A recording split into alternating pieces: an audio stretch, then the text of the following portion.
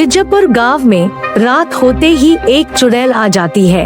वो जिसको भी देखती है उसको उठा के ले जाती है। इसी गांव में एक परिवार रहता है। विजय, राजरानी की बहू दीप्ति और राजरानी का बेटा अर्जुन। राजरानी एक दिन एक गांव की औरत से बातें कर रही होती है और दोनों ये ही बातें करती है कि इस गांव में एक चुड़ैल का साया है जो रात होते ही आती है और जो भी दिखता है उसको उठा के ले जाती है। और दोनों ऐसे ही बातें करती रहती है।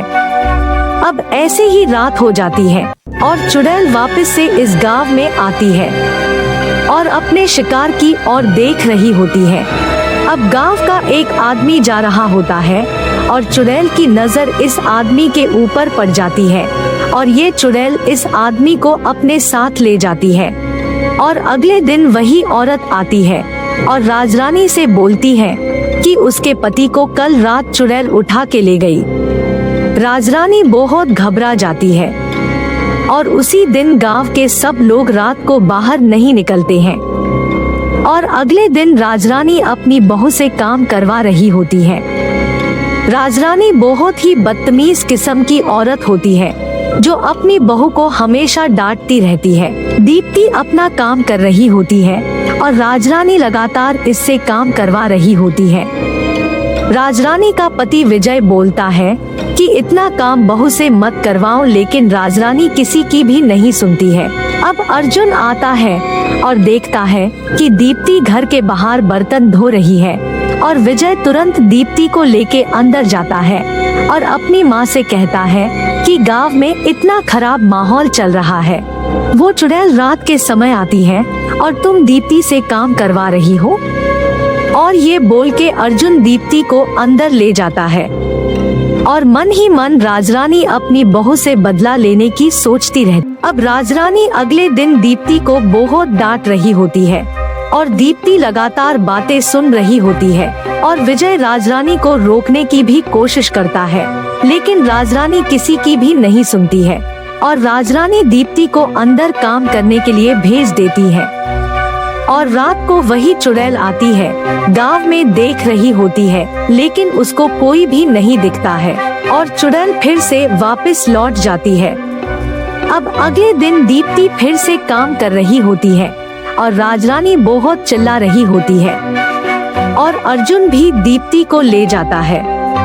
और राजरानी यही सोचती है कि इस लड़की ने मेरे बेटे को मेरे खिलाफ कर दिया है।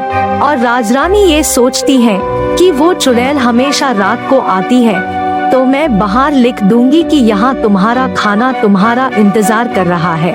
राजरानी की यही चाल होती है कि इसकी बहू किसी भी तरीके से उसके घर से चली जाए और राजरानी अपने घर के बाहर कागज चिपका देती है और राजरानी अपनी दोस्त के घर निकल जाती है।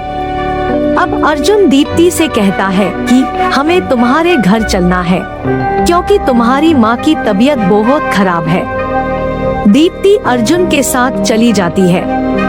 अब रात हो जाती है और राजरानी को नहीं मालूम है कि दीप्ति घर में नहीं है। और अब चुड़ैल निकलती है और अपने शिकार की ओर चल पड़ती है और देखती है कि लिखा हुआ है कि घर में खाना तुम्हारा इंतजार कर रहा है। चुड़ैल अंदर चली जाती है और राजरानी चुड़ैल को देख के बहुत डर जाती है। चुड़ैल राजरानी को अपने साथ ले जाती है और विजय चुड़ैल के पीछे भागता है। अब विजय गांव के कुछ लोगों को ये बताता है और सब चौंक जाते हैं। अर्जुन और दीप्ति पैदल चलते जा रहे हैं और एक आदमी अर्जुन और दीप्ति को पूरी बात बताता है। अर्जुन और दीप्ति दोनों भागते हुए जाते हैं और विजय बहुत परेशान है और दीप्ति सबसे ये ही बोलती है कि मैं माँ जी को बचाने जाऊंगी।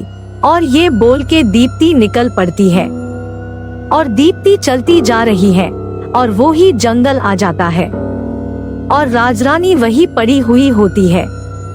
दीप्ति चुड़ैल को बुलाती है और चुड़ैल आती है और दीप्ति बोलती है कि माँ जी को छोड़ दो और मुझे मार दो, लेकिन चुड़ैल नहीं मानती है और अब पीछे से गांव वाले भी आ जाते हैं और चुड़ैल बहुत डर जाती है और डर की वजह से गांव से गायब हो जाती है।